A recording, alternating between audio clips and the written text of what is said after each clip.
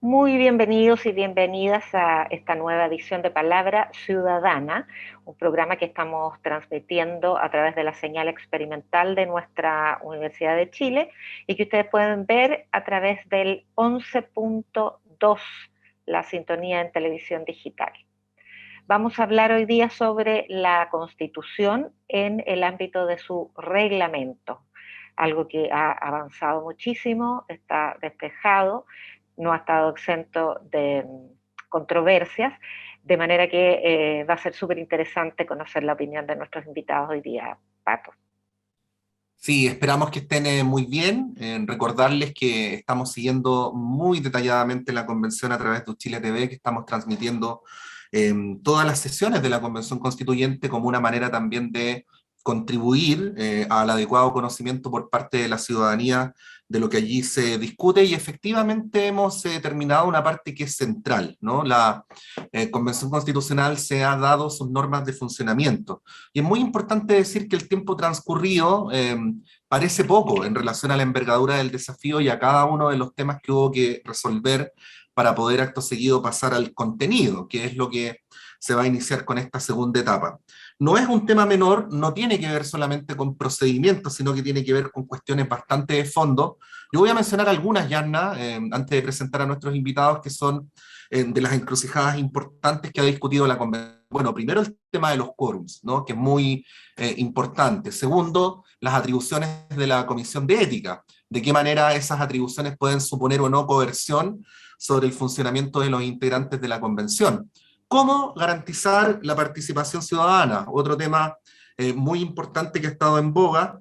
También el tema de las comisiones técnicas. Y por último, el tema de qué entendemos cuando alguien se abstiene, ¿no? Para efectos del funcionamiento de la convención. Decir nomás hasta ahora en esta parte, Yasna, que todos estos asuntos no tenían parámetros previos. Es un órgano que por primera vez opera de esta manera en nuestra institucionalidad y que ha tenido que partir, así como se dice respecto a la Constitución, con una hoja en blanco.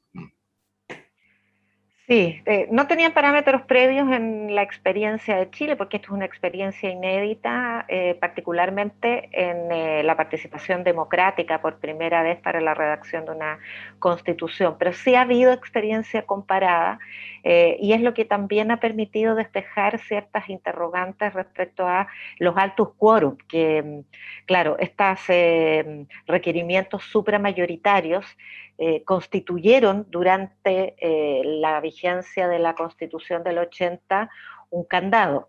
Sin embargo, a partir de su aprobación hoy día, para sus partidarios constituyen una garantía de amplio consenso y un incentivo al diálogo. De manera que tenemos ese piso, tenemos una obligación y un deber cívico de convencionales que han demostrado ser sumamente responsables y eficientes en su tarea, además de receptivos respecto de la ciudadanía, y han adscrito a una garantía de ponerse de acuerdo respecto de cuestiones fundamentales.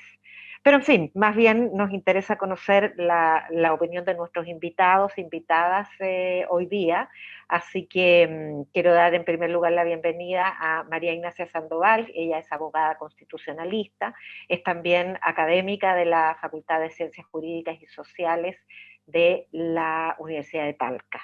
Así que muy bienvenida, María Ignacia. Muchas gracias por la presentación y muchas gracias por la invitación y el espacio también para poder debatir de estos temas que tienen una gran incidencia e interés en la ciudadanía en general. Sí, pues bueno, tenemos tres académicos e investigadores para dar este debate con ustedes, saludar y recibir al sociólogo, doctor en filosofía, encargado del Laboratorio Interdisciplinar de Estudio en Controversias Constituyentes y académico de la Facultad de Ciencias Sociales de la Universidad de Chile, Pablo Cotete. Pablo, bienvenido. Hola, muchas gracias por la invitación. Gracias. Y bienvenido también Tomás Jordán, abogado, magíster en Ciencias Políticas de la Universidad de Chile, también en Derecho Público, con especial mención en Derecho Constitucional de la Universidad Autónoma de Barcelona, que además fue integrante del observatorio, es integrante del observatorio de la nueva Constitución. Así que bienvenido, Tomás. Un gusto de Hola, tenerte. sí, gracias. Hola, hola y a todas y muchas gracias por la invitación. Bueno, antes de iniciar la conversación, los queremos invitar a revisar un artículo para motivar el debate del día de hoy. Hoy, en Palabra Ciudadana, abordaremos el capítulo 15 de la reforma de la Constitución y del procedimiento para elaborar una nueva Constitución de la República. En particular, conversaremos a partir del artículo 133 sobre el funcionamiento de la Convención. La Convención deberá aprobar las normas y el reglamento de votación de las mismas por un quórum de 2/3 de sus miembros en ejercicio. La Convención no podrá alterar los quórum ni procedimientos para su funcionamiento y para la adopción de acuerdos. La Convención deberá constituir una secretaría técnica, la que será conformada por personas de comprobada idoneidad académica o profesional. Corresponderá al presidente de la República o a los órganos que éste determine prestar el apoyo técnico, administrativo y financiero que sea necesario para la instalación y funcionamiento de la Convención. Bueno, visto este artículo que dio origen o puso el marco al debate sobre el reglamento para que se inicie ahora el trabajo de la redacción de la Constitución, quiero formularle a invitados e invitadas una pregunta muy general respecto de este estigma con el que partió el debate sobre los 2/3, porque carga con lo que significó para cambiar o para preservar y perpetuar la reforma, la Constitución del 80, pero luego se resignifica en el proceso constituyente como una garantía de diálogo y de consenso. Y eso generó mucho trauma en la discusión, mucho prejuicio, fue complejo. Así que respecto de esa primera pregunta para los y las tres invitados, quisiera partir por María Angélica Sandoval. María Ignacia, ese es mi nombre. No María Perdona, Angélica. María Ignacia. No te preocupes, pasa, sucede. Los nombres complejos me complican siempre. Los nombres compuestos. Es complejo. No, si quieres, dime Ignacia nomás, que así normalmente me llaman para evitar el tema de los nombres compuestos. Bueno, antes de entrar a la pregunta, quizás deberíamos partir con una introducción y un contexto que a mí me gusta señalar cuando se habla de las materias de los quórums y específicamente del inicio del proceso constituyente. Y aquí hay que recordar que el Congreso Nacional, a través de la reforma constitucional, le fijó ciertos parámetros a la Convención Constitucional. Y la Convención Constitucional está ejerciendo el poder constituyente originario, cuya función principal es la redacción de un nuevo texto constitucional. Entonces ya tenemos una curiosidad que ha incidido y generó algunas dudas de si el quórum efectivamente de los 2/3 iba a significar o no un obstáculo para el funcionamiento específico del día a día de la Convención. Ahí, Ignacia, déjame solamente preguntarte una precisión, porque parte del debate fue si es originario o es delegado este poder constituyente. Para mí es poder constituyente originario en base principalmente al artículo 5º, inciso 2º y 1º, vigente actualmente en la Constitución, y la función principal de la Convención. Su función es la redacción de un nuevo texto constitucional. Por lo tanto, desde mi perspectiva profesional y académica, la Convención está ejerciendo poder constituyente originario. Y el Congreso Nacional, a través de la reforma, le fijó algunas reglas y algunos parámetros, y dentro de esos parámetros tenemos este quórum de los 2/3. Ahora, ¿qué interpretación se puede hacer del artículo 133 y específicamente respecto de este quórum? Que también aquí han existido diversas interpretaciones. Una que es una interpretación que es más restrictiva y que yo la entiendo de esa forma, que el quórum sería para la votación del contenido del texto constitucional. Por lo tanto, sería posible desde esta perspectiva que el reglamento y el funcionamiento ordinario de la Convención hubiese tenido un quórum distinto al de los 2/3, efectivamente, porque desde mi perspectiva, los 2/3 es el quórum, es decir, la cantidad de votos necesarios para adoptar los textos del articulado que en definitiva va a quedar en el texto constitucional y no necesariamente para regir el funcionamiento ordinario de la convención. Ok. Pablo Cotet, la misma pregunta desde tu perspectiva disciplinaria, por supuesto. Si Muchas gracias, Yanna. Mira, lo primero que quería señalar es que estamos viviendo un momento histórico, ya se ha dicho 20.000 veces, pero creo que hay una clave que se le ha prestado poca atención, y es un momento constituyente, se puede entender también como un momento de conversación, ¿no? Es decir, no solo de la conversación de sobremesa, de los almuerzos, de las familias, porque como no nos podemos reunir ahora en los cafés o en los lugares donde almorzábamos en la universidad, pues ese también es un momento, ¿no? Los pasillos o los cafés, etc. Pero el momento de conversación es un momento político, ¿no? Es fundamental. Creo que la política ha vuelto a Chile, ¿no? La política estuvo secuestrada durante lo que se llamó 30 años. Estuvo secuestrada, digamos. No sé, era materia de profesionales. Ha vuelto. No sé, creo que ahí hay una cuestión muy importante, porque no es solamente, como escuchábamos bien a Ignacia, cuando ella dice, yo interpreto. La ley, la norma, está hecha por seres humanos y podemos interpretarla. Eso es. Recuerden ustedes lo que fue la paridad, la discusión de la paridad, cuando en una comisión se votó que pudiesen ser 2 mujeres, presidenta y vicepresidenta de la comisión, ¿no? Y se dijo, no, están sobreinterpretando. No sé si lo recuerdan, digamos. De eso vamos a tener mucho de aquí en adelante. Segundo, me parece que el reglamento es una cuestión fundamental porque justamente se trata de las reglas del juego para abrir esta conversación constituyente. Entonces, tenemos que ponernos de acuerdo. Los convencionales y las convencionales se están poniendo de acuerdo en aquello, ¿no?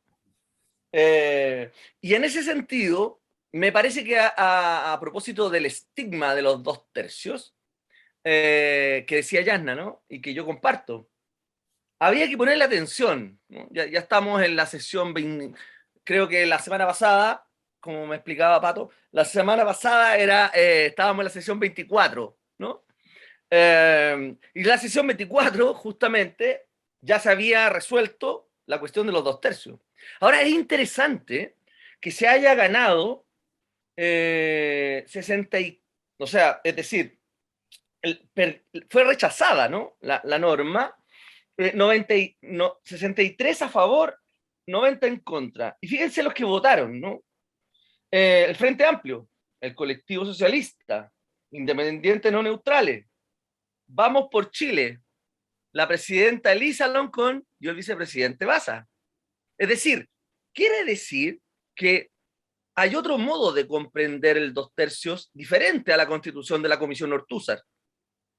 Hay amigos míos constitucionalistas que dicen que son autores como, bueno, no importa, no los voy a nombrar, pero que habrían dado un privilegio a Jaime Guzmán, diciendo que se trata de la constitución de Jaime Guzmán, cuando Jaime Guzmán tuvo un papel, yo diría, fundamentalmente doctrinario, ¿no? Doctrinario en poder establecer el encuadre de la Constitución.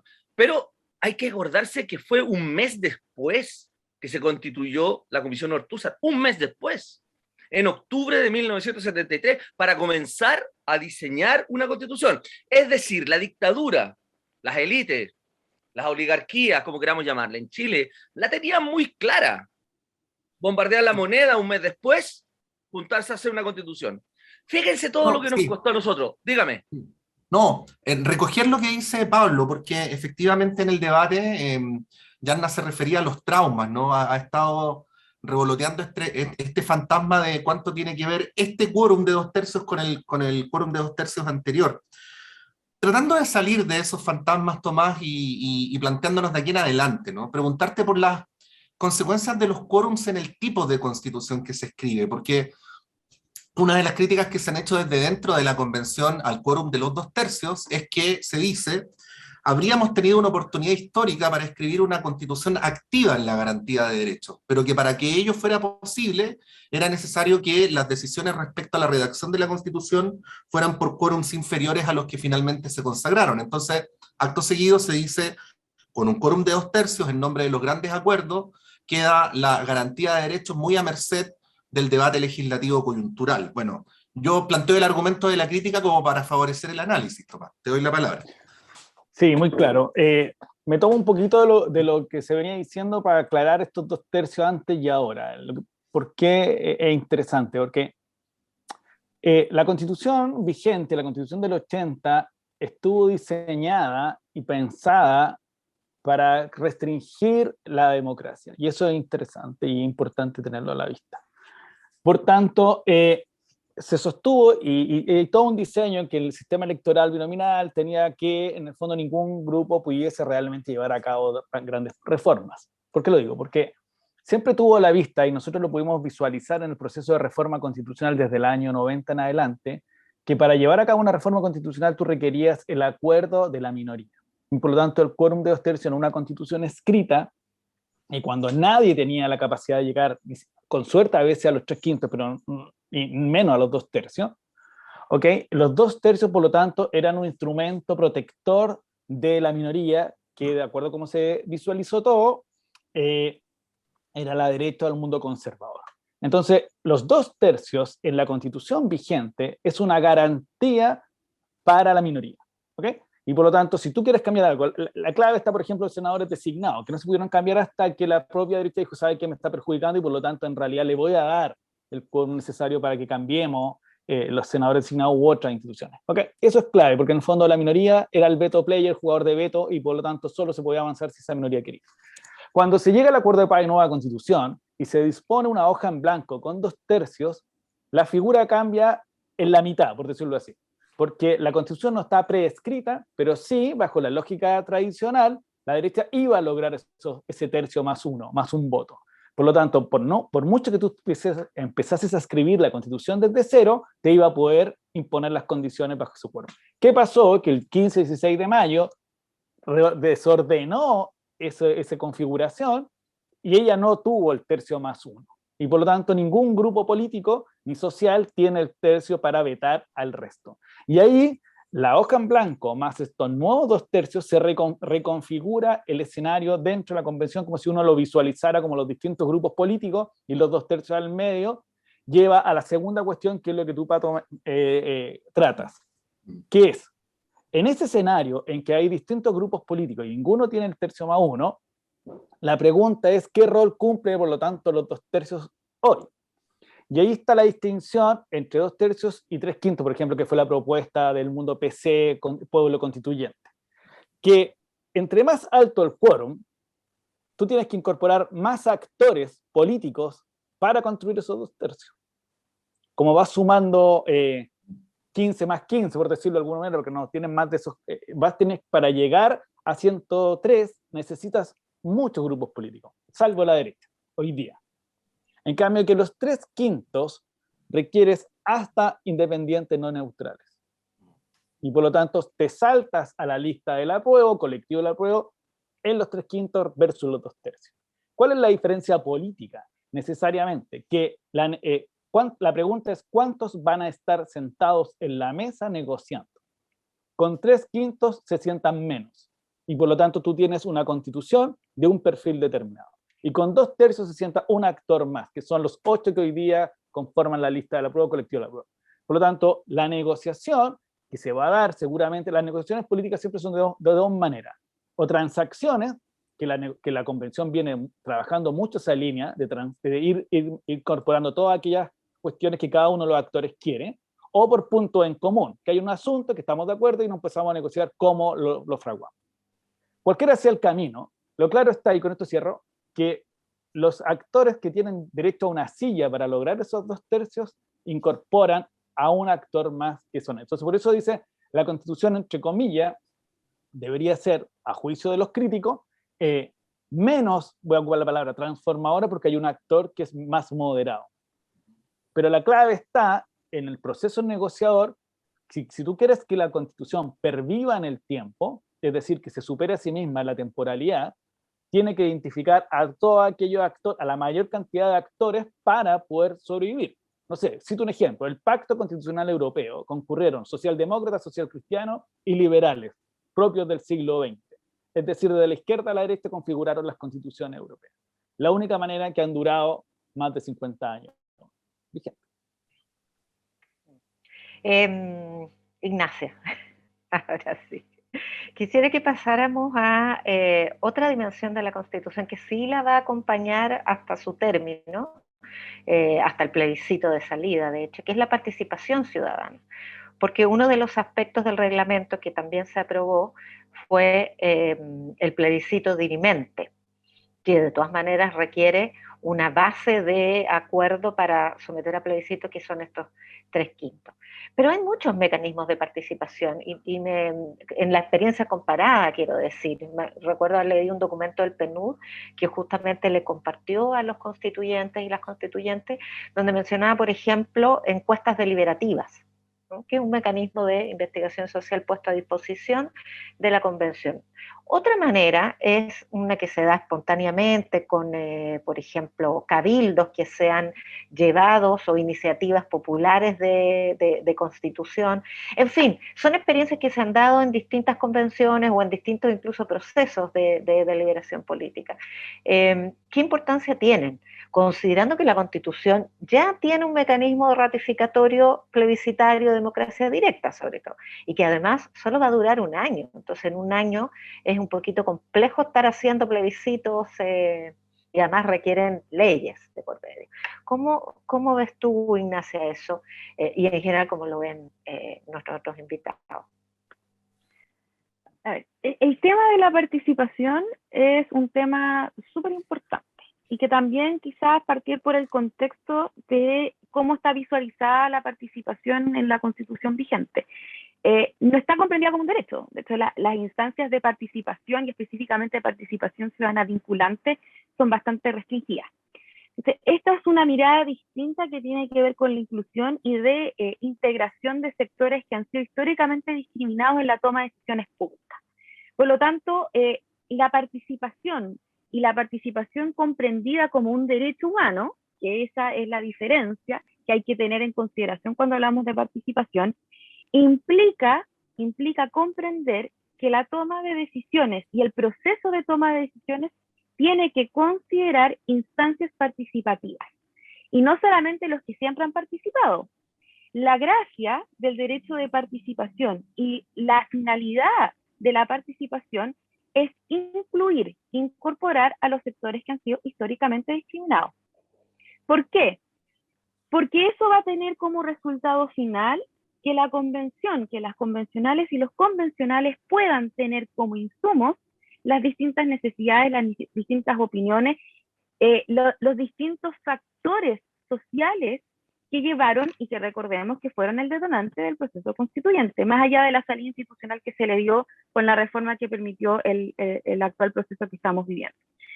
Ahora, dentro de los mecanismos de participación hay varios. De hecho, el documento de PNUD es un insumo bastante interesante porque aborda los distintos procesos constituyentes, y si nosotros miramos Latinoamérica, en el caso del plebiscito para dirimir entre las dos opciones o las más altas mayorías, es algo que se aplicó en el proceso constituyente de Bolivia. La iniciativa constituyente también estaba en el reglamento de la Asamblea Constituyente de Bolivia. Entonces son instancias que van a permitir que la ciudadanía, y más que la ciudadanía, que las personas comunes y corrientes en sí, se sientan parte del proceso constituyente y se sientan escuchados y partícipes de la discusión de contenido de la Constitución. Y además aquí hay algo súper importante de destacar. Ya la Convención y las comisiones provisorias, por ejemplo, la Comisión Provisoria de Derechos Humanos, de Verdad Histórica y Justicia y de Garantías de No Repetición, estableció un mecanismo de participación que fueron las audiencias públicas y que fue exitosísimo. Tuvieron muchas solicitudes de audiencia y se llevó ese proceso. Y eso no es baladí, no es algo que sea solamente para quedar bien como la comunidad. La comisión hizo la sistematización de esas audiencias y en base a eso hizo indicaciones para el reglamento. Y eso tiene que ver con el rol de la participación incidente. Es decir, no basta con que se genere la instancia y que después lo que dicen las personas quede en el viento y se pierda y quede ahí. La incidencia de la participación es fundamental para el proceso constituyente. Incidente, vinculante, ahí también hay un problema semántico. Pablo, ¿cómo ves tú este aspecto? Gracias, Yana. Todo lo semántico es muy importante. Eso es lo que habría que decir de la base. No es, como decía recién Ignacia, no es baladí. Es decir, claro, porque por algo a nosotros se nos preguntó tanto, ¿la convención se puede pensar como una asamblea constituyente? Hay lecturas que dicen que no, y hay lecturas que dicen depende, justamente de lo que partió diciendo Ignacia, que era, eso no es un poder soberano. Si ustedes leen la columna, vieron que el Mercurio está sacando ahora una crónica constitucional, todos los viernes, ¿no? Que va siendo numerada. Seguramente después nos la van a vender con fascículos. Ahí hay una columna de Carlos Peña, el 17 de septiembre, en que plantea un artículo de 1969, ¿no? De un abogado constitucionalista inglés, Alf Ross, en la revista Mind, en que plantea la paradoja. ¿Cómo yo puedo, a propósito de los 2/3, ¿no? ¿Cómo puedo formular una norma sobre la base de una norma que quiero abolir? Pero es la única que tengo para poder formular otra norma. No sé si se entiende, ¿no? Bueno, ¿por qué creo que la participación es lo único que permite darle legitimidad a operaciones, voy a decirlo así, jurídico-administrativas? Es la participación ciudadana. Eso me parece a mí que es fundamental. En nuestro laboratorio y la Universidad de Chile, que ha aportado a ello a través de un Chile Constituyente, a través de la red interdisciplinaria de la Constitución, nuestro propio laboratorio, en su aporte humilde de controversias constituyentes, ha permitido mostrar, y nosotros hemos participado, ¿no?, de una red para la participación en la Constitución, 37 organizaciones, ¿no? Ahora nos toca participar, Momento Constituyente, etc. Danae Mirnas y Inés Carbacho, que son las dos coordinadoras de esta red, 37 organizaciones sociales, fueron a una audiencia a la convención. Nosotros veníamos trabajando hace 2 años sobre claves para la participación. No es casual, porque hay que tener en cuenta esta cuestión, ¿no? El cambio es así, digamos. Tenemos un primer plebiscito, 80% apruebo, 20% rechazo. Tenemos en ese mismo plebiscito, ¿no? Convención mixta o convención absolutamente democrática y ciudadana. Gana 80% de nuevo. Después viene la elección que sorprende a todo el mundo. Y se ha dicho, la convención es lo más parecido a Chile que hay.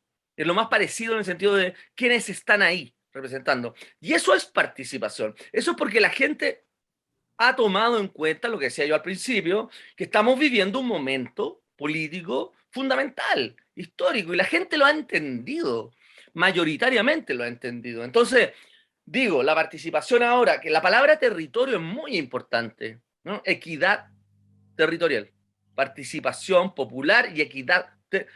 ¿Por qué es tan importante? Porque allí fue donde las iniciativas populares se encontraron y democráticamente participaron de los procesos que han permitido que tengamos la convención que tenemos. Entonces, vamos a retomar el tema, Pablo, y lo vamos a retomar también con Tomás.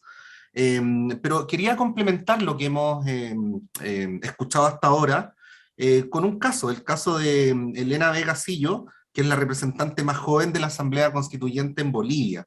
Elisa es del territorio indígena Cayaguaya, ubicado en la provincia Bautista Saavedra, y nos cuenta parte del proceso que tuvieron que vivir allá para elaborar una nueva constitución. Estaba con mis 22 años, muy joven, representando a un pueblo indígena que es la nación Cayaguaya, ¿no? Y mi representación era más una representación que representaba a las mujeres indígenas, también a los jóvenes bolivianos, pero también más que todo representaba un sector que nosotros, mi pueblo, mi nación, conocido por la medicina tradicional, y eso primera vez en un proceso de construcción de país participamos, ¿no? Como mujeres indígenas. Pueden ser similares, ¿no? Porque estamos en un país vecinos. En Bolivia pasó lo mismo, ¿no? Con lo que es la reglamentación del proceso de la Asamblea Constituyente, ¿no? Entonces, en esa parte igual perdimos más tiempo en elaboración de la Constitución que en elaboración de nuestro reglamento interno, ¿no? Del proceso de la Asamblea Constituyente. Ha habido muchas complicaciones, estaba ahí mismo la Asamblea Legislativa, y igual, ¿no? Sin tareas que hacer, porque ahí estaban también igual velando sus intereses los partidos políticos, porque tenían una representación como diputados, senadores en Bolivia. Entonces ahí nacen, ¿no? Las pugnas políticas en los poderes políticos, ¿no? Dentro de este proceso, ¿no? Entonces eso hasta ahora todavía lo vemos con los constituyentes, de que hubiera sido bueno, mejor cerrar, ¿no? La Asamblea Legislativa en ese entonces, hasta que concluya el proceso constituyente, porque era un poder que se entrometía, ¿no? En el proceso, en el avance, ¿no? Y la decisión que podíamos tomar como constituyentes, si no son más de 100 años, 500 años de resistencia. Entonces, yo creo que en Chile es un proceso, no es cuando tengamos una constitución ya todo esté solucionado el problema social, ¿no? El problema político, ¿no? En Bolivia pasa lo mismo, ¿no? Después de más de 14 años de implementación de la nueva Constitución Política del Estado, de muchas normativas, ¿no? Que nos garantiza como derechos de los pueblos indígenas. En los últimos conflictos de 2019 hemos visto que todo ese odio, ese racismo, discriminación hacia los pueblos indígenas ha renacido, ¿no? Entonces ya con su otra forma de modernidad, ¿no? Entonces yo creo que esto nos va a costar un proceso, ¿no? A muchos países, porque todavía vivimos en un escenario muy individualista, muy capitalista, no muy patriarcal, ¿no? Entonces yo creo que son estos procesos, ¿no? Que todavía apostamos post-constituyente en Bolivia. Yo creo que en Chile va a pasar lo mismo, porque eso vemos, ¿no? Con nuestra propia experiencia, como pueblos indígenas, como mujeres, ¿no? Y que representamos a los sectores sociales. Claro, vimos ahí el testimonio de Elisa Vega, que además plantea los desafíos posteriores al proceso constituyente, pero para retomar la participación durante este proceso, que también tiene que ver con la manera en que las expectativas posteriores se materializan o se satisfacen o no. Quisiera volver con Tomás Jordán en relación a estos dos temas o al puente entre ambos, Tomás. Súper. Sí, yo creo que hay que tener a la vista varias cuestiones en torno a la participación. Uno, que hay una crisis de representación muy profunda. Eso es una cuestión, un diagnóstico muy común en Chile hace años, y por lo tanto, la creación o la institución de la Convención Constitucional en sí misma, que es un órgano representativo, hay que tener claridad que no va a solucionar la crisis de la representación, y sostenían eso una crisis de confianza entre ciudadanía y sistema político, en este caso órganos de representación de poder. No hay que olvidar que la convención es un órgano del Estado que ejerce poder, está fijando la arquitectura institucional del Estado. Entonces, lo que se ha venido discutiendo y pensando hace tiempo es cómo estos órganos de representación que están en crisis de confianza y crisis de legitimidad logran al menos nutrirse de una legitimidad desde la ciudadanía. Y ahí aparecen los instrumentos de participación ciudadana como un camino posible para que estos representantes, que la idea de representación no es menor, porque la idea de representación lleva incorporada la idea de ejercicio de la soberanía entregada desde el ciudadano o ciudadana al representante, pero eso no es suficiente. Y por tanto, los instrumentos participativos vienen a nutrir, por decirlo de alguna manera, a incorporar en ese mandato de representación esas miradas ciudadanas. Y ahí tú ya has sido una distinción muy interesante sobre vinculante o incidente. Porque teniendo a la vista el mandato, y perdonen que teorice, pero es que es muy interesante para entender, para después caer en los instrumentos de participación. La pregunta es, si tú vas a obligar desde la ciudadanía a que los representantes realicen aquellas acciones que la ciudadanía se pone de acuerdo, o que, por ejemplo, un plebiscito, que es vinculante, necesariamente, o que tú vas a nutrir ese mandato con las visiones de la ciudadanía en el ejercicio de ese mandato. Y por lo tanto, ellos asumen la responsabilidad política de tomar esas decisiones, esas visiones ciudadanas en el ejercicio de su poder constituyente. Me parece que ese es el escenario que estamos visualizando en la convención hoy día, cuando se rechaza hace unos días la idea de vinculante, pero se acepta la de incidente. ¿Qué tiene que ver? Con que los instrumentos de participación nos van a mostrar, si son bien sistematizados, lo que las personas entienden y visualizan de cada uno de los temas. Y los representantes, hombres y mujeres, van a tomarlo y redactar el texto constitucional teniendo esa cuestión a la vista.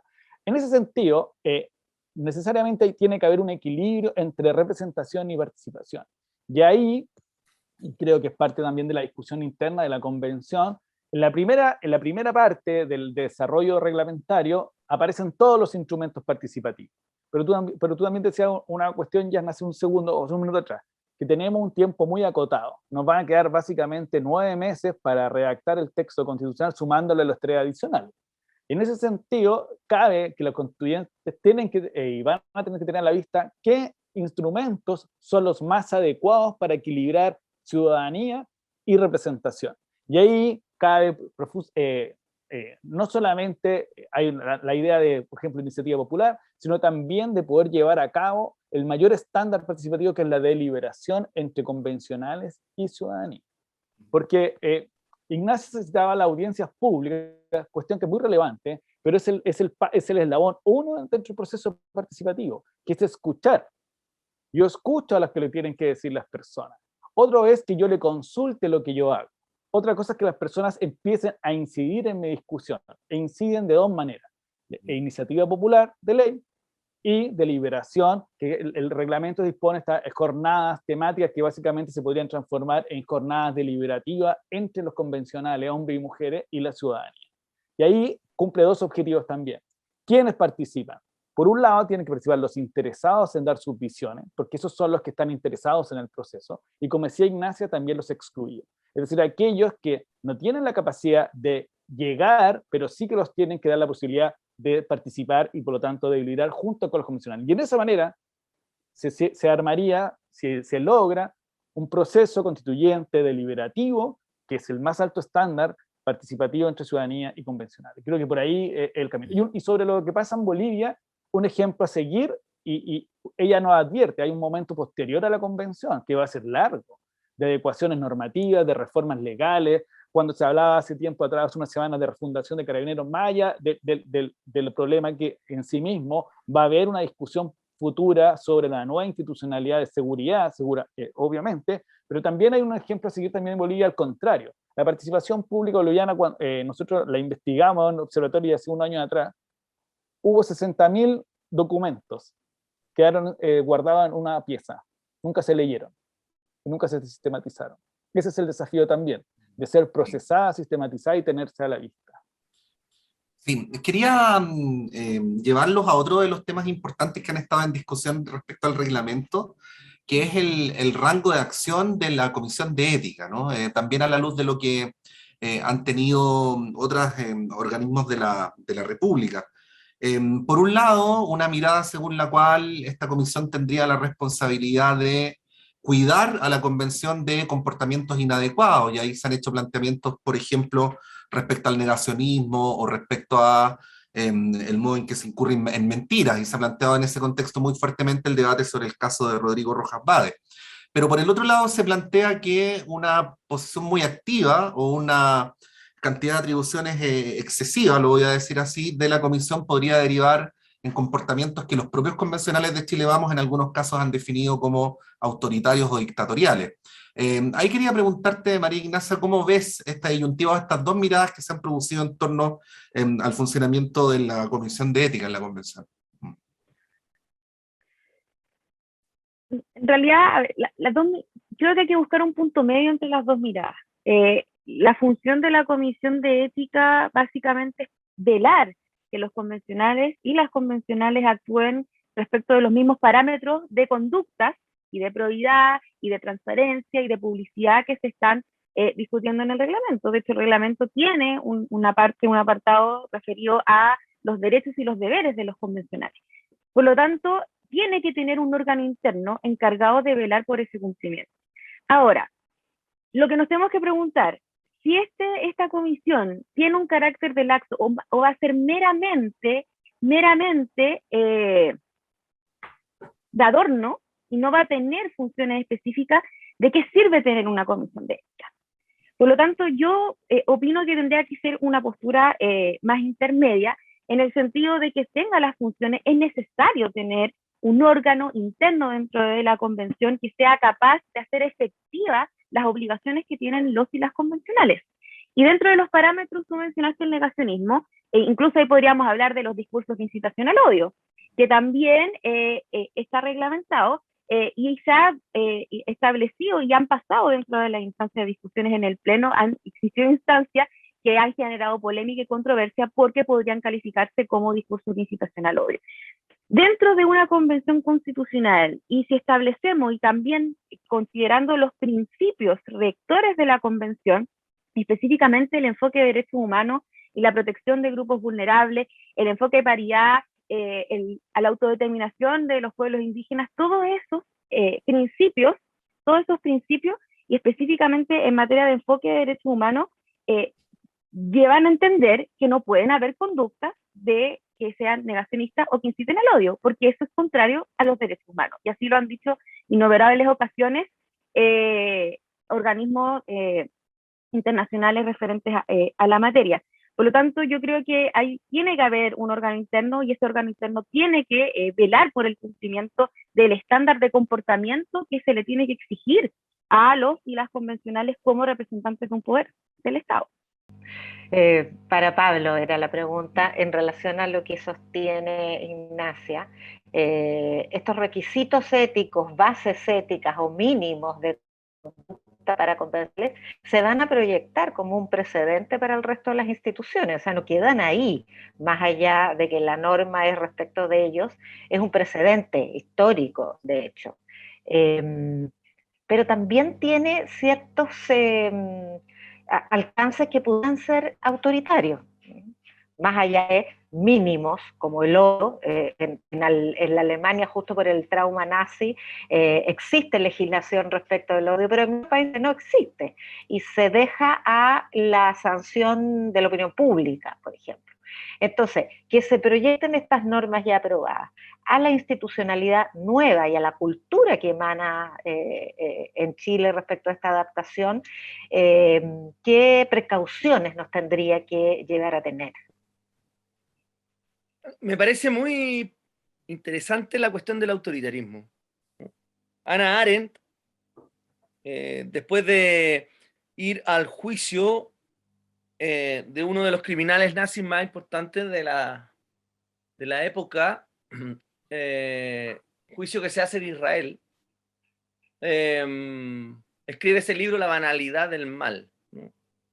que es la cuestión justamente de la operación. Digamos. O sea, la defensa del criminal era, yo cumplía órdenes. Eso ya lo hemos escuchado nosotros. Bien, la cuestión que hay ahí un problema ético fundamental, digamos. El otro caso que se me ocurre rápidamente es el texto de Derrida sobre la tolerancia, políticas de la amistad, en que se pregunta hasta dónde los tolerantes toleramos al intolerante, digamos. O sea, ¿cuál es el punto en que la tolerancia escucha, atiende, porque de eso se trata la tolerancia, atiende, acoge? La palabra idiota que se ha puesto de moda hoy es empatía. otro día podemos hablar porque me parece que es una palabra idiota, pero se trata de tolerancia. Bueno, ¿hasta dónde la tolerancia está disponible para posturas intolerantes? ¿Ya? Esas son las cuestiones del autoritarismo, me parece a mí, y del totalitarismo que pueden impregnar un código de ética. Me parece que el ejemplo y el caso del militar Arancibia fue un caso muy, muy clave en esta cuestión. Creo que debiese sentar algún precedente para la elaboración del reglamento, en el sentido de que el sentido común indicaba cómo es posible que un miembro de una junta militar, después senador designado, responsable de violaciones a los derechos humanos, forme parte de una comisión de los derechos humanos. Va la pregunta, están los dos casos, ¿no? La banalidad del mal y los límites de la tolerancia sobre la intolerancia. Me parece que la resolución que hubo ahí, y sería muy interesante averiguar, ¿no? Algunas noticias tiene uno, de cómo fueron esas negociaciones, para que ese señor se mantuviese en esa comisión, ¿no? Entonces, creo que ahí hay algo interesante de la convención que está elaborando, que está metabolizando para poder elaborar, para poder formular el reglamento de ética. Y lo último que digo es que se ha dicho que algo así como la discusión que lleva la convención ahora, la semana pasada, el jueves 30, era la sesión 25, ¿no? Que es donde efectivamente se aprobó en ese momento la cuestión del negacionismo, ¿no? Entonces, la pregunta sería, ¿cuántos de los reglamentos podrá incidir, podrá permear la discusión de las normas constitucionales propiamente tal? Creo que ahí hay una cuestión interesante que no se ha publicado, no se ha conversado, no sé si me explico. Es decir, se ha dicho, no, todo esto es previo. Todavía la convención no se dedica a lo que tiene que dedicarse, que es a escribir una nueva constitución. Se lo han llevado hablando de reglamentos. Sí, sí, sí, señores, pero es que ese propio ejercicio, habría que preguntarse, ¿cuánto de ese ejercicio permeará, ¿no?, a la hora de redactar las normas constitucionales? Creo que esa es una pregunta muy interesante y para la cual tenemos, en el caso de la Comisión de Ética y del Reglamento de Ética, que es uno de los 4 reglamentos que se están discutiendo, marca precedente. Gracias. Sí, Tomás, quería... Yanna. sí, es que respecto de este mismo tema, veo a Tomás tomando nota, entonces, no, pues comentar lo que han dicho la invitada y el otro invitado. Tomo nota todo el rato, es una manía, la verdad. Está bien. Sí, yo quiero partir por lo que ¿Puedo agregar una Pablo, pregunta sí, a las notas obvio, que estás tomando, Tomás, perdón. para que la puedas abordar? Si Sí, si es Yanna verdad. No, mira, que es lo siguiente. Yanna dijo algo muy interesante respecto al tema de los precedentes. Yo Sí, estaba revisando el funcionamiento de la Comisión de Ética de la Cámara de Diputados y prácticamente no sesiona. De hecho, los puntos de tabla son siempre tratar materias propias de su competencia, lo cual es una manera de delatar de que no tiene puntos de tabla. Entonces, este tema del precedente, ¿no? ¿De qué manera nos podría instar a una concepción distinta de las comisiones de ética en las instituciones de la República? chuta, sí, es que hay varias cosas. Yo creo que voy a tener un matiz, yo creo, en el siguiente sentido. A ver, la convención se veía a sí misma, y digo en pasado, como con un alto estándar ético público. Me parece que ese es el aterrizaje de los convencionales en su espacio de constituyentes. Y eso llevó a compararse, y si uno mira las primeras semanas, había siempre una especie de comparación ética entre el poder constituyente y el poder constituido. Por distintas razones, este poder constituyente era mucho más prístino que los constituidos. Y eso cae con Rojas Vade y nos muestra que no son ángeles, sino que son personas comunes y corrientes que ejercen un rol político en un órgano político llamado Convención Constitucional. Y hasta ese momento, si nosotros nos fijamos, la discusión de la Comisión de Ética era muy relevante respecto al estándar que se le iba a exigir a los convencionales, bla, bla, bla. Pero a partir de ese momento, curiosamente, ese estándar moral empieza a bajar. ¿Qué quiero decir con esto? Que no tengo tan claro si es virtuoso que el estándar que un órgano se autoimponga sea más alto de que él mismo puede dar. ¿Okay? Y que los otros pueden dar.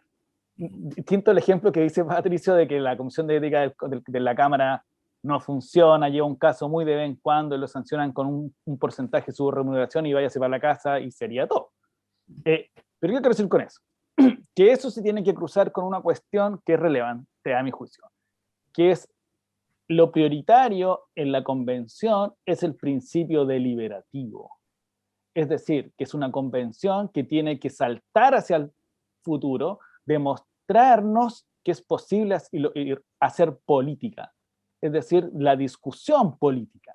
Y eso, con la dimensión ética, lleva, y ahí puedo estar en diferencia con algo, a que la restricción sea la menos posible para que la discusión se produzca.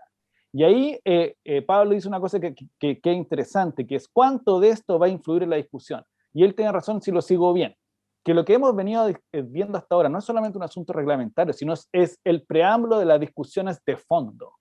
Entonces, cuando yo quiero tener una cultura de derechos humanos hacia futuro, es necesario que el texto constitucional también nuevo diga que hay un principio rector o un deber de todos nosotros del respeto irrestricto a los derechos humanos. Pero eso solo se puede dar, creo yo, si hay una deliberación profunda en la convención, en la comisión temática de derechos fundamentales, sobre lo que somos, lo que hemos sido, los errores que se han cometido y lo que no jurídicamente y políticamente y éticamente se tiene que dar. Porque ahí, cuando hablamos de derechos fundamentales, muchas veces uno lo mira como jurídicamente, ya, está bien, políticamente, pero también hay otra dimensión, que los derechos corresponden a una posición ética sobre en la sociedad. Y por lo tanto, esa mirada, para poder tenerla, porque voy a decirlo así, más concretamente, si nosotros somos todos buenos, entre nosotros se va a dar una discusión entre buenistas, y nos vamos a encontrar la razón, pero para que haya deliberación de verdad, tienen que estar también los otros. Y eso es lo necesario para poder afirmar nuestra idea de que la dignidad, la libertad, la igualdad, el pluralismo son valores sustanciales en el texto constitucional futuro. Entonces, y ahí podemos fijar el marco que se viene, y en el sentido de que vamos a aceptar a los intolerantes en nuestro ordenamiento jurídico futuro. A lo mejor no, pero para eso es necesario deliberar. Entonces, yo fijaría y espero que la operatividad de la convención lleve a que las sanciones la sanción ética sobre los convencionales sea por excepción, sea en el caso dejar avanzar la deliberación y solo en aquellas cuestiones muy profundas o complejas opere esta comisión de ética. Por lo tanto, sería más bien, le pediría como el principio, ya que se habla tanto del principio de la convención, como el principio de inhibición, que se inhiba lo más posible. Y ahí, solo en casos muy dificultoso, que es como negar, bueno, también hay una disyuntiva, porque nosotros podemos hablar de negacionismo, pero para algunos de ellos, y el ex comandante Arancibia, él no niega la violación de los derechos humanos, si está a favor. Entonces el negacionismo en sí es más bien aquellas posiciones éticas inaceptables. Me parece que ese es el estándar que la Comisión debería abogar. Bueno, los queremos invitar porque estamos llegando a la parte final de nuestra conversación, a una sección que se llama Pasar el Limpio, ¿no? Que es un desafío a nuestras invitadas e invitados a que en un plazo no superior a los 2 minutos, es un desafío interesante, ¿no? Puedan subrayar para todos quienes nos han visto y escuchado los aspectos que para ustedes son más relevantes de lo que hemos conversado. Así es que es aquí el momento de la asertividad. Vamos a partir con María Ignacia. Muchas gracias, Patricio. Yo quiero destacar dos cosas. Primero, la participación, creo que es totalmente relevante y hago un llamado a las personas, a las organizaciones territoriales que sean partícipes del proceso, ¿ya? Es súper importante porque le da legitimidad finalmente a la propia discusión y a la deliberación del contenido constitucional. Y tomándome un poco, y esto aquí me salgo un poco del protocolo, pero me gustaría también hacerme cargo de lo que dijo, de lo que acaba de decir Tomás, de cómo incide el reglamento en la futura discusión de contenido. Y yo creo que ahí, principalmente la primera parte que tiene que ver con los principios del reglamento, eso evidentemente va a tener una incidencia en la discusión de fondo. Cuando se habla de enfoque de derechos, cuando se habla de la paridad o la perspectiva de género, cuando se habla de la descentralización, todos esos elementos que están en el reglamento van a ser parte de la discusión de fondo. Y eso da cuenta de un cambio en la perspectiva de cómo comprendemos, por ejemplo, los derechos humanos, ¿ya? Y el segundo punto que quiero destacar, que tiene que ver con el quórum. Si bien los 2/3 en un principio fue comprendido quizás como una herramienta de obstáculo, en lo que hemos podido ver del proceso de funcionamiento de la convención, hemos visto que los acuerdos que se han logrado han superado con creces los 2/3. Por lo tanto, si en principio teníamos como ese temor de que podía servir como un obstáculo, como una barrera para lograr acuerdos, por ahora yo mantengo una posición más como positiva de que en definitiva, a pesar de que no logró prosperar los 3/5, los 2/3 hasta ahora no han significado un obstáculo para lograr consenso. Yo creo que eso es una luz al final del túnel que nos puede permitir ver que específicamente, sobre todo en materia de derechos humanos, que fue el detonante de las exigencias y demandas sociales que llevaron al proceso, pueden tener las respuestas que la ciudadanía espera. Gracias. Pablo, tu resumen.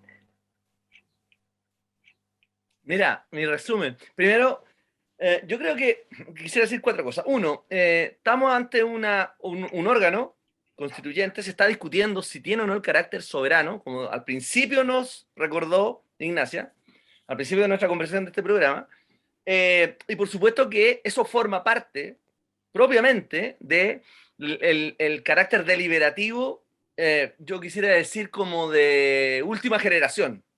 Es decir, vista, como decía Tomás, la crisis de la representación, lo que hemos visto desde la elección de los 155, con lo que ha ocurrido ya, es una restitución.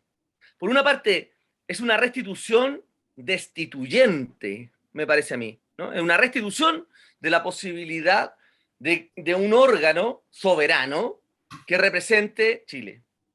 Y en ese sentido, en segundo lugar, me parece que lo que hemos visto es un preludio, no es pérdida de tiempo como se nos ha dicho, es un preludio, es una manera de ejercitar la deliberación, ¿no? Y creo que a las claras hemos visto las maneras de resolverlo creativamente, ingeniosamente y sobre todo democráticamente. Eso, en tercer lugar, no nos quita las amenazas. Las amenazas van a ser, ya sabemos, Vamos por Chile ya anunció que va a la Corte Suprema por el plebiscito dirimente, ¿no? Va a ir a la Corte Suprema. Ok, vamos a seguir teniendo amenazas. Y esas amenazas, en cuarto lugar, solamente se pueden enfrentar con más democracia. Esa es mi opinión, digo, más democracia en la convención y más democracia respecto de lo que la convención escuche a las organizaciones territoriales, locales, ciudadanas, como decía Ignacia recién. Menos de 2 minutos. Muy bien, Pablo Cotetti, muchas gracias. Le vamos a dar la palabra a Tomás Jordán para sus 2 minutos. Tomás. Sí, yo creo que en menos de 2 también. Pero quiero partir así. Lo que se viene en relación a lo que hemos hablado.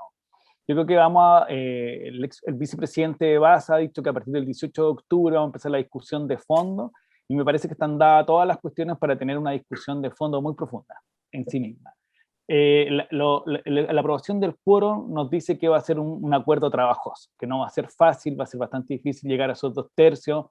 Claramente va a haber presión para que esa disyuntiva entre 3/5, plebiscito dirimente y 2/3 no se produzca, porque va a ser muy disruptiva dentro de la convención. Entonces yo creo que ahí hay un rol clave que van a cumplir los actores articuladores, que hasta el momento ha sido más bien Frente Amplio, el colectivo socialista, que han tenido un rol muy articulador, y creo que ahí viene un camino que hay que tenerlo a la vista. 2, que lo que hemos dicho acá es clave, que sin participación ciudadana no va a haber una legitimidad del trabajo en la convención. Y esto de cara, no hoy día, de cara al plebiscito de salida, porque los convencionales tienen que trabajar para el plebiscito de salida, y por lo tanto la incorporación temprana e incidente de la ciudadanía es clave en eso. Y 3, que lo decía Ignacio y también Pablo cuando hablábamos de la importancia del trabajo de hoy día, es que si nosotros visualizamos que no tratamos textualmente, pero quiero decirlo, si nosotros miramos las comisiones temáticas del reglamento general, yo creo que ya tenemos previsualizado el índice de la nueva Constitución. Y por lo tanto, los elementos que hemos hablado hoy día van a ser cómo ese índice se va a ejecutar en concreto y cuál va a ser la intensidad de cada tema. Me parece que ahí hay un punto que tendríamos que tener a la vista para las próximas semanas. Así que por ahí me quedo. Muchas gracias. Muy bien, después de este resumen que han hecho nuestros invitados, nuestra invitada, vamos a hacer nuestro propio esfuerzo para decir que en síntesis es muy importante la participación de la ciudadanía. Los principios del reglamento van a tener una incidencia en la discusión que se viene. Los 2/3 hasta ahora no han significado un obstáculo para alcanzar consensos, al contrario, se sorteó esa barrera. Estamos ante un órgano soberano que tiene que representar a todo el país.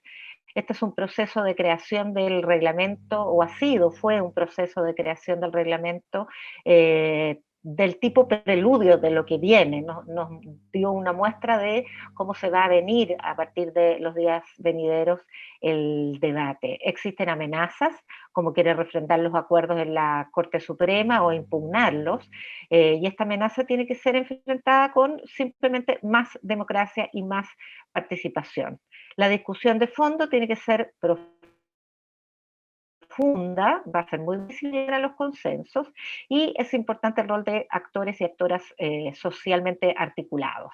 Tiene que haber una participación ciudadana para darle más legitimidad a este texto, con miras al plebiscito de salida también, que es el cierre. Y las comisiones que se aprobaron van a dar cuenta ya de una suerte de índice o temario de esta nueva constitución que se ha ido configurando. Quiero agradecerles a los invitados, a la invitada por haber participado en este debate. Se nos hizo corto como siempre, ya tendremos oportunidad de reencontrarnos para seguir comentando este largo y muy interesante y democrático proceso que estamos viviendo. Así que, pues muchas gracias María Ignacia Sandoval, abogada constitucionalista, académica de la Facultad de Ciencias Jurídicas y Sociales de la Facultad de Talca. Que estés muy bien, Ignacia. Y agradecer, muchas gracias. Sí, agradecer también a Pablo Cotet, académico de la Facultad de Ciencias Sociales de la Universidad de Chile. Muchas gracias, Pablo. Muchas gracias también a ustedes. Lo corto siempre es bueno. Así es. Y lo mismo para el abogado Tomás Jordán, magíster en Ciencias Políticas de nuestra universidad, con mención en Derecho Constitucional de la Universidad de Barcelona e integrante del Observatorio de la Nueva Constitución. Tomás Jordán, muchas gracias. Muchas gracias, lo pasé muy bien. Estuvo buena la conversación, así que buena. Encantado. Sí, bueno, y tenemos la ilusión también de que ayude a que se comprenda mejor este debate constitucional y este momento que es tan inédito en la biografía de todas nosotras y nosotros. Recordarles que estamos transmitiendo para todo el país y en la región metropolitana a través de Uchile TV, a través del canal 11.2 de la señal digital, para que nos acompañen permanentemente con los contenidos de nuestra programación. Y también contarles que si se han perdido algunos de los capítulos anteriores, ya están disponibles en la cuenta de YouTube de la Universidad de Chile, en uchile.cl, en el Twitter y Instagram de Uchile TV, que es Uchile TV, también en Facebook y en el correo electrónico, por si nos quieren escribir, por cierto, canal uchiletv@uchile.cl. Gracias por acompañarnos y nos vemos en un próximo capítulo de Palabra Ciudadana.